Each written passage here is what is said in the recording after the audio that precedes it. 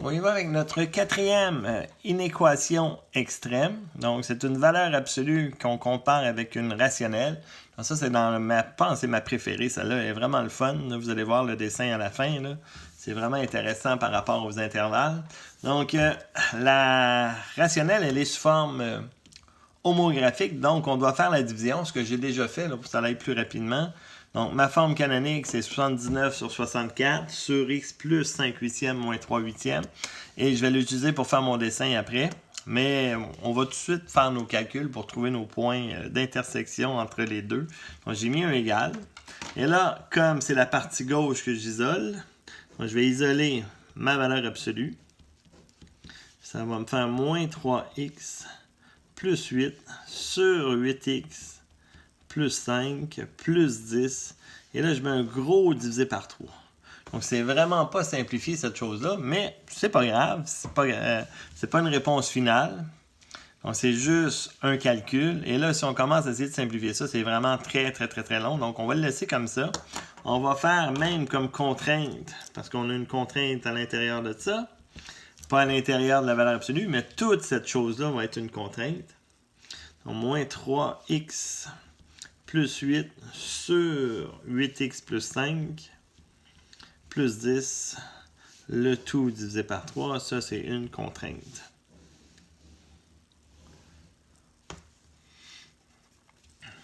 Donc c'est une valeur absolue, je sépare ça en deux comme d'habitude.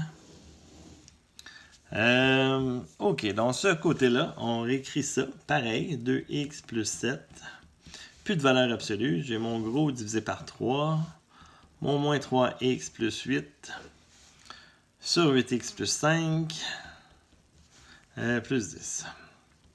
Donc, je vais faire mon x3, ça va me faire 6x, plus 21, égale moins 3x plus 8 sur 8x plus 5, plus 10.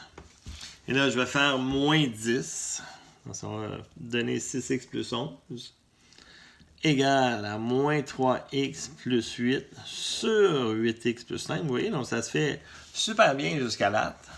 Donc, j'y vais une étape à la fois. Et rendu là, on va faire un produit croisé. Donc, je vais multiplier mon 6x plus 11 avec le 8x plus 5. Donc, ça va me donner 48x2. Pour le milieu, je vais le faire d'un coup. Ça va me donner 118x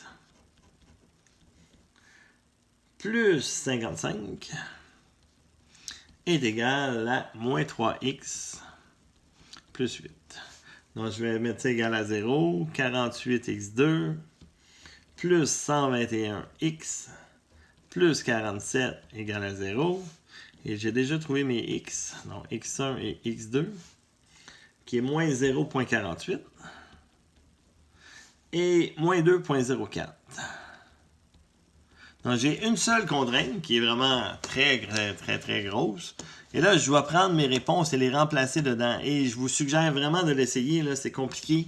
Donc, il faut être habile avec sa calculatrice. Il y en a que ça prend des parenthèses, d'autres non. Donc, essayez de le faire vraiment. Là, pas juste vous fier sur ce que je vous dis. Non, donc, les deux réponses sont bonnes ici. Moi, je les ai déjà testées. On va faire de l'autre côté. Je me suis gardé un petit peu moins d'espace. Là. Moins 2x plus 7 égale le gros divisé par 3, moins 3x plus 8 sur 8x plus 5 plus 10. Je vais rentrer mon 3, ça va me faire moins 6x moins 21 égale à moins 3x plus 8 sur 8x plus 5.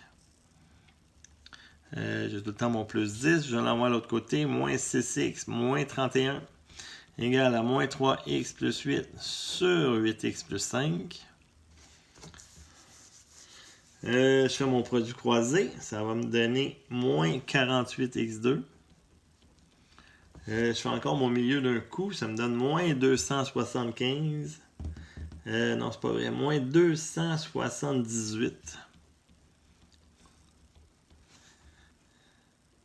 Moins 155. Égale à moins 3x plus 8. Donc, on va centrer ça. Et là, je vais mettre ça égal à 0. Donc, ça me donne moins 48x2. moins 275, x, moins 163. Ouais. Donc, mes deux zéros que j'ai trouvés, c'est moins 5,06 et moins 0,67. Et encore là, il faut vraiment aller vérifier. Celui-là, il est bon. Donc, j'ai 3 points d'intersection, mais celui-là, il n'est pas bon. Donc, j'ai 3 réponses. 3 points où est-ce que ça va se croiser. Et là, on va essayer d'aller faire notre dessin avec ça. Je vais commencer par ma rationnelle. Donc, j'ai déjà mis sous forme canonique. J'ai une asymptote à moins 5/8.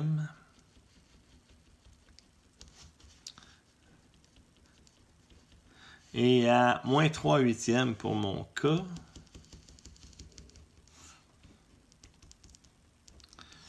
Et mon A, il est positif. Donc mes courbes sont ici de même. Et comme ça. La valeur absolue. Mon H, c'est moins 7,5, moins 10. Donc on va le mettre ici. Voir si ça fonctionne. Moins 7,5, demi, moins 10. Et ça s'en va vers le haut. Donc, ça devrait s'en aller comme ça. Et s'en aller comme ça. Et j'ai 3 points d'intersection. Donc, je pense qu'ils ont quand même un petit peu de sens, mes points. Moins 5/8 pour le fun. En décimale, 5 divisé par 8. C'est moins 0,63 environ, là. Donc, j'ai un moins 0,48 qui est un petit peu plus grand. Donc, ce point-là, on va le mettre en rouge. Ça, c'est mon moins 0,48. Et j'ai après ça moins 2,04 qui devrait être ici. 0,4. Et j'ai mon moins 5,06 qui est plus petit que le moins 7,5 qui devrait être ici. Moins 5,06. Et là, on va essayer de ne pas se tromper. Donc, on cherche quand est-ce que la fonction valeur absolue elle est plus petite que la rationnelle. Donc, attendez un petit peu, on va se concentrer. Donc, ici, ma valeur absolue est au-dessus de la rationnelle. Donc, c'est pas ça qu'on veut. Rendu dans cette partie-ci, vous voyez, là, ma rationnelle est au-dessus de mon V ici. Donc, ça serait bon. Donc, ça, c'est une partie que je veux avoir. Donc, je vais prendre ce morceau-là. Lui, je l'aime. Après ça, la valeur absolue est en haut de ma rationnelle qui est en bas. Et là, ça va changer rendu de l'autre côté. Regardez ici, là, ma rationnelle est rendue plus grande que ma valeur absolue. Donc, c'est cette partie-là ici qui est bonne. Donc, que je prenne celle-là ou celle-là, là, ça ne change rien. Non, ce morceau-là, on sait qu'il est plus petit que ma rationnelle. Et après ça, c'est ma valeur absolue qui devient plus grande que ma rationnelle. Donc, ma réponse, c'est les deux morceaux que j'ai mis en jaune. J'ai plus beaucoup d'espace, donc on va essayer de l'écrire en noir ici, ma réponse. Réponse. Donc, est-ce que c'est dans le cadre? Oui.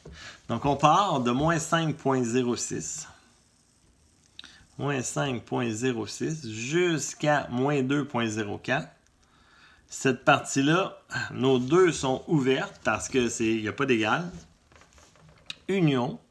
Et là, comme on nomme les x, on va partir à l'asymptote dans celle-là. Attendez un petit peu, là, on voit bien. On part de l'asymptote qui est moins 5/8. Puis une asymptote, ça c'est toujours ouvert, peu importe s'il y a un plus petit ou égal ou plus grand ou égal. Et ça va se terminer en mon moins 0,48. Qui lui aussi va être ouvert. Donc, ma réponse de moins 5,06 jusqu'à moins 2,04, c'est exclu les deux. Union, on repart à l'asymptote qui est moins 5/8 jusqu'à moins 0,48. Donc, ça complète la quatrième inéquation.